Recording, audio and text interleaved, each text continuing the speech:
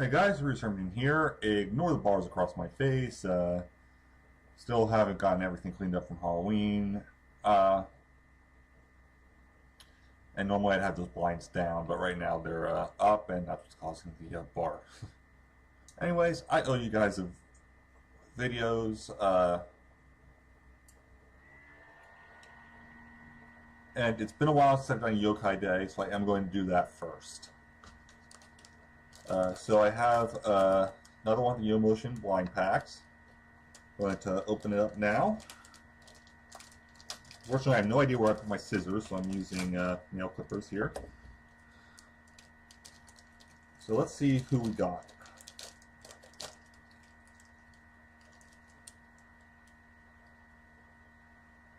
Got Miradox and Wakapa.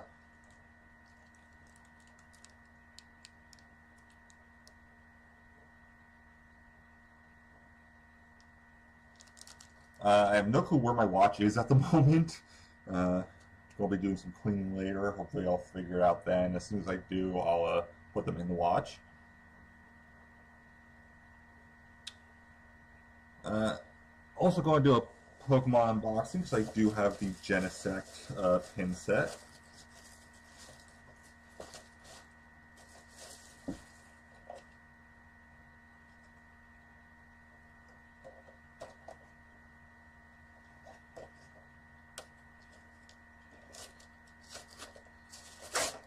They're easier to open than most.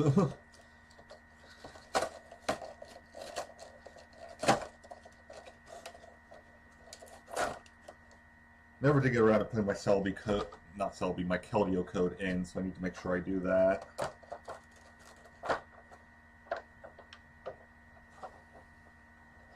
I mean the Keldeo code from the card set. I did get the download. So of course there's the pin. Try to get that in an area where you can actually see it.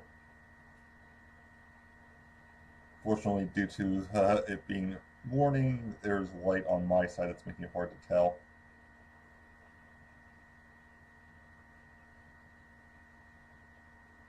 As always, a nice little bonus. It's Pikachu and Blastoise this time. So I don't know where my scissors are. Hopefully I can open these.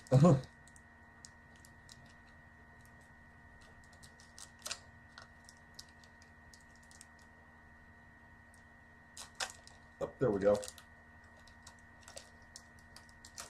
So let's see. Who do we get in Pikachu? Slowpoke.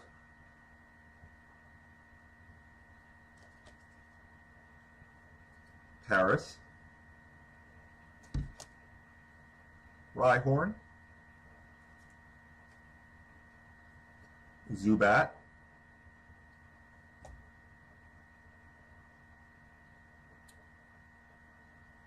Reverse Hollow Rhyhorn,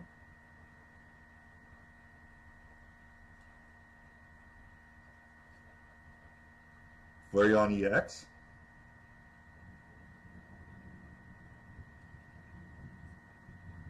Rapidash,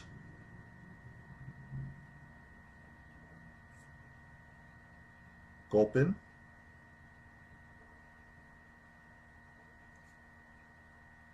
Golbat, and Evosoda. Actually got a good amount of Pokemon this time.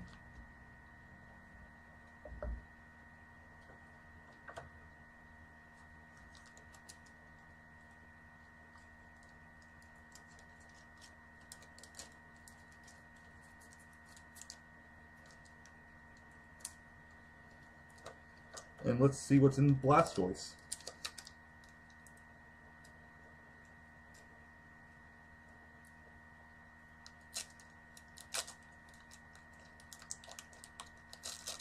So you know Friday was because I was at the Zelda Symphony.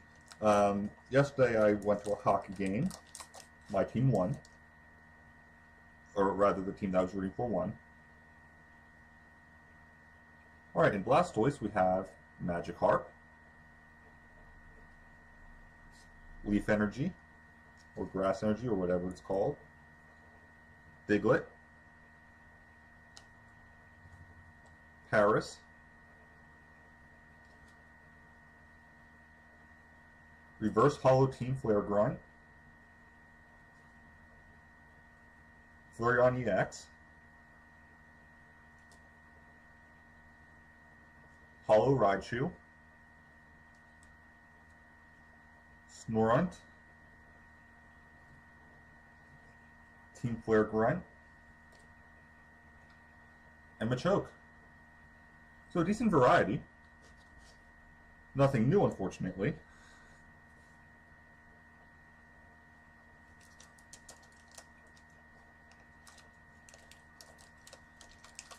Though I'm pretty sure I have enough that I could actually build a deck at this point.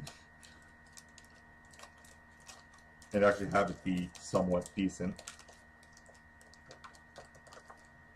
Of course, because of this, what set this is, well, we had the code card, of course. But, more importantly, we have the Genesect card.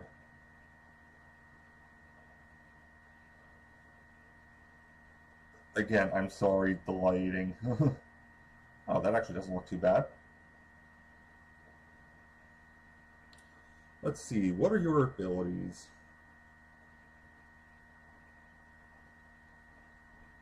For a steal in any linear attack, this attack does 30 damage to one of your opponent's Pokemon. Don't apply weaknesses and resistance for bench Pokemon. So you can choose where to aim it, okay. And 3 Steel Energy, Destructor Beam. Flip a coin. If heads, discard an energy attached to your opponent's active Pokemon, and it does 90 damage. Not a bad ability.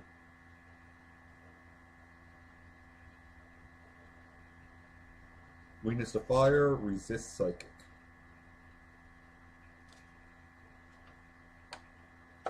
Alright.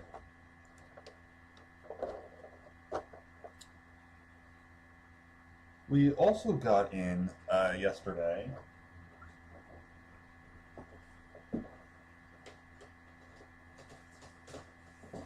sorry, there's a lot of parts to this one.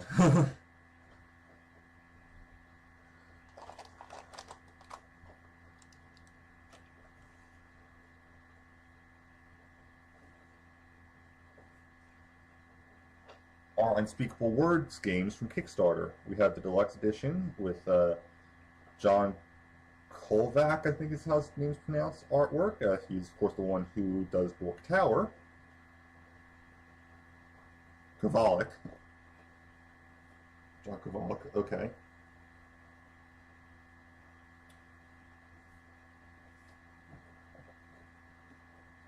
And we have the original version as well. And both of these have 3 special cards that are only in the Kickstarter version that will affect how the game gets played.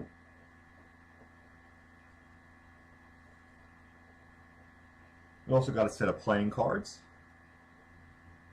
again with Kovalik's artwork on it.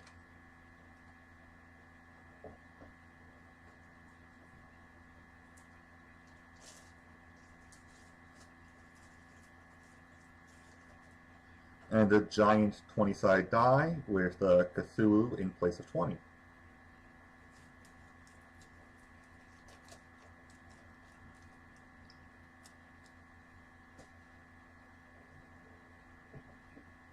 So if you haven't yet, I highly recommend watching Unspeakable Words on Tabletop.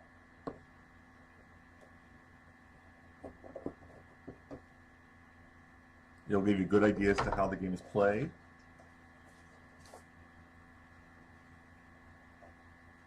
So this is the die that comes with the normal version. Instead of having a Cthulhu, it just has 20. Sorry for the cutoff there. OBS crashed for some reason. Anyways, so both games come with Cthulhu pawns, and these are basically your life counters for the game.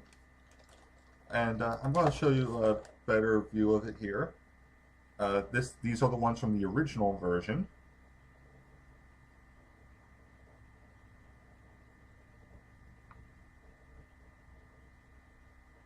So each player starts with 5 of these.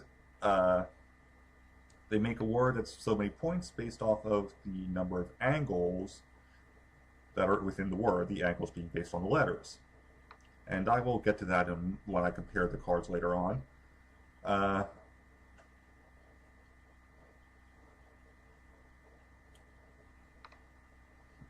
Once you make the points, you then have to roll the 20-sided die. If it's equal or lower in value to your points, I think you pass. I need to double check the rules actually.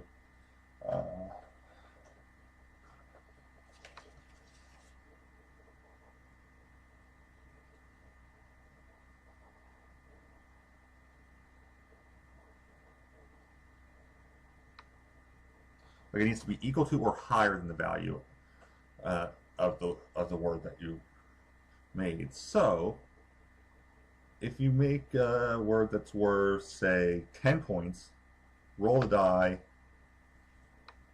and get 16, you pass the sanity check. However, if you roll it and get a 1, you fail the sanity check. If you fail the sanity check, you lose a pawn. These things are adorable, by the way. Not ever think I'd say that about Cthulhu, but there it is.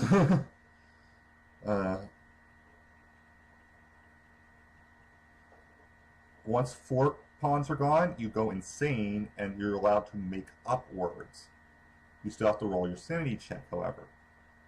You roll your sanity check, and it's lower than the value of your word. You lose your last pawn, you're out of the game. They also specifically designed the Cthulhu pawns to be different in both versions of the game, so there are no standard green ones in the deluxe version. The reason they did that is because they want to make it possible to combine the two games. There's no reason to worry about the different artwork or anything because the cards are colored. You can see the card from the side, and it doesn't matter at all to the game.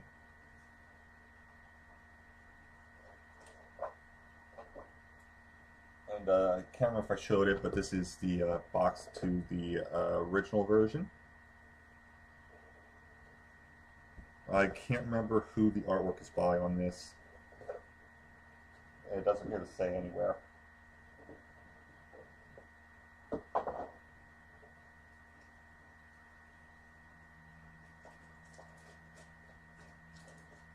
The deluxe version comes with a carry bag.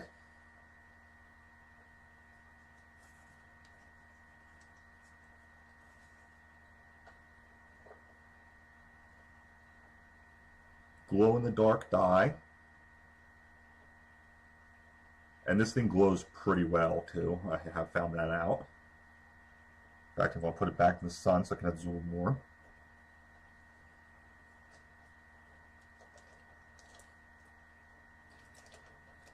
Two sets of glow-in-the-dark pawns, one green and one pink. I have not had these out in the sun long enough to be able to absorb the light, so I don't know how well they glow. And we'll take a look at the different pawns later.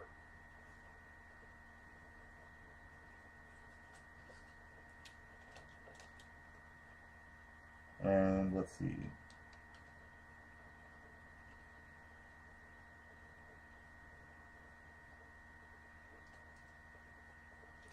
And 6 different colored pawns there, so you get 8 pawns just in 8 different colored pawns just in the Deluxe Edition alone.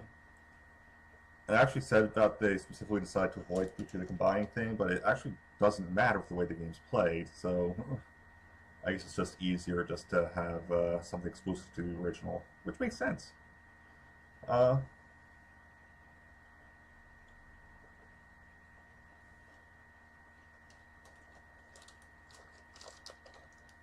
And again, I'll show you the artwork on the cards later. So I actually haven't taken too much of a look at these ones yet. So here's the red Cthulhu. And these colors were voted for on Kickstarter.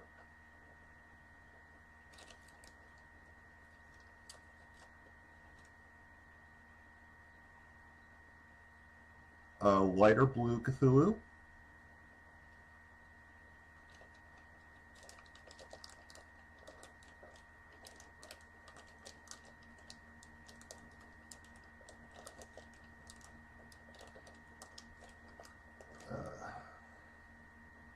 A yellow Cthulhu.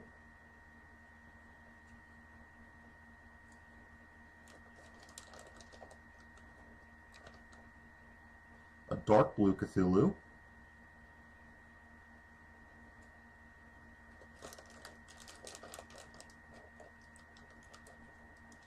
An orange Cthulhu. I think the orange was the first of the voted ones. I'm not 100% sure. And a purple Cthulhu. You, of course, have already seen the standard green one. So let's take a look at these glow-in-the-dark ones.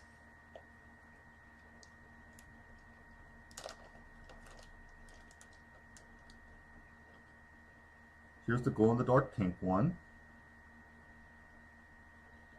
Again, I haven't had time to have them absorb light yet, so I haven't really seen it. The dye just absorbed just apartment light very quickly.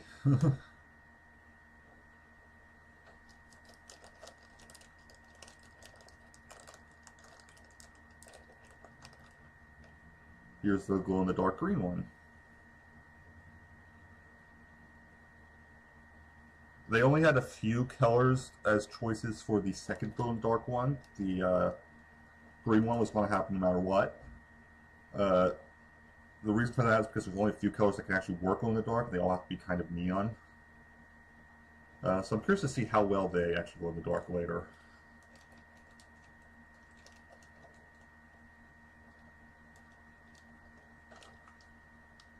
So that's all the pawns. Now it's time to finally take a look at the cards.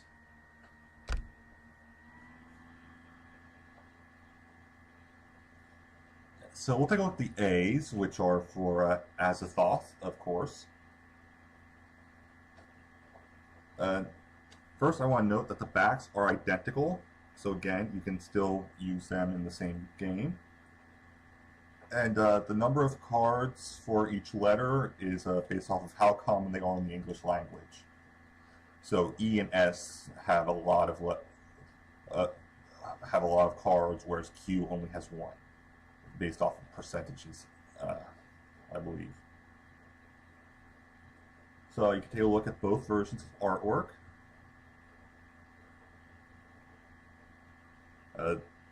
This is the original, and this is the deluxe. As you can see, A is worth 5 points. The reason for that is that there's 5 angles in the letter A.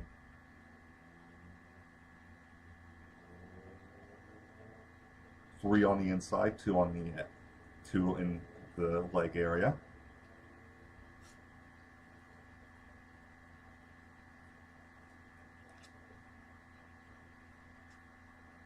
I think the rule is it has to be at least 3 letters. I'm not 100% sure on that. I need to look at that again.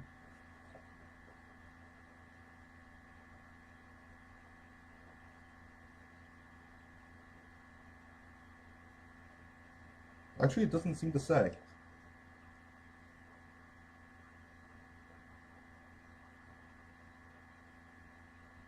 Oh yeah, 3 or more letters. That's the rule. Okay.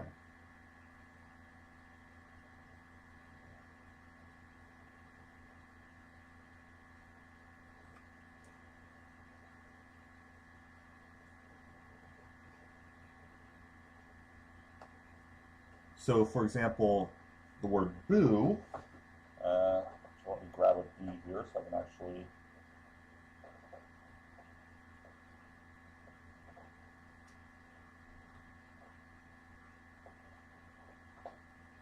see how many angles are in there.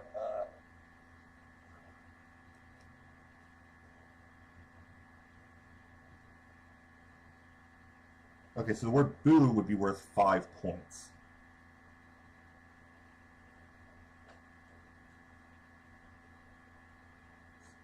And the reason it's 5, not 4, is the rounded angle where the B curves counts. And obviously O's have no angles. So boo would be worth 5 points. You would roll, check against it. If it was slower than 5, you failed. But such a small word that you'd likely get above 5. Oh, and B is for Biyaki.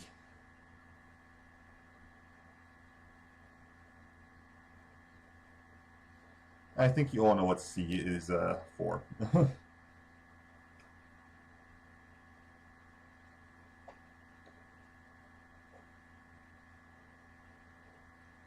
So that's all of the unspeakable word stuff. I forgot to show the actual exclusive cards, the Kickstarter versions.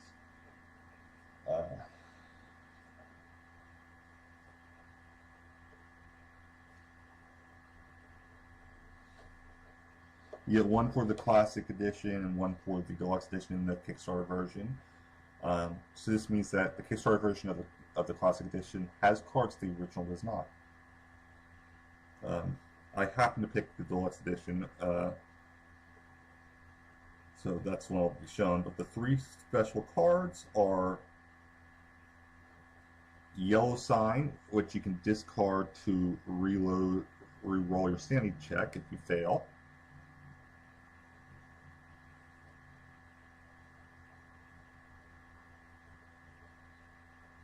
Elder Sign, which you can play with your word, and when you roll your sanity check, if you pass, you can regain a pawn.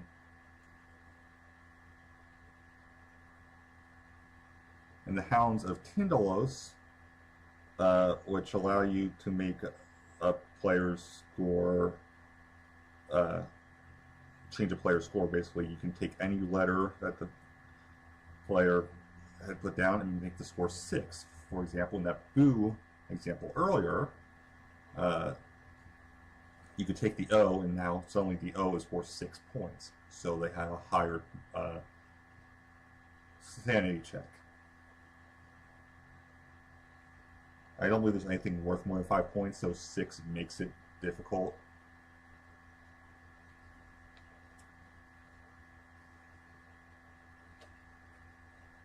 And I am sorry about my computer being real noisy. I don't know what's going on today. A lot of times I can figure it out. Today I've got no clue.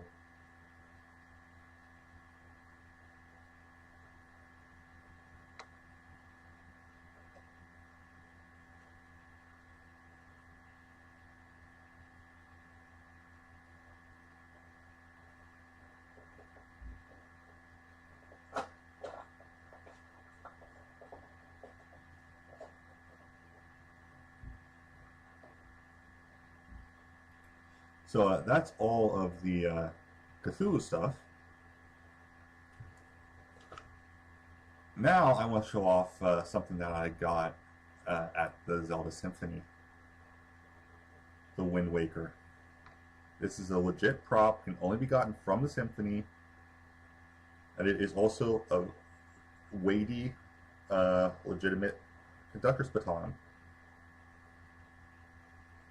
We're going to try to get it hung up somewhere. Hung this way. Because that is, of course, how you actually hang a baton. And just because it is the first conduction you learn,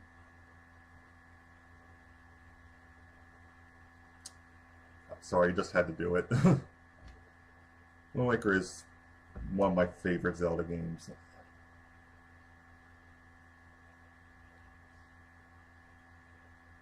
Definitely one of my favorites of the ones I've played anyway.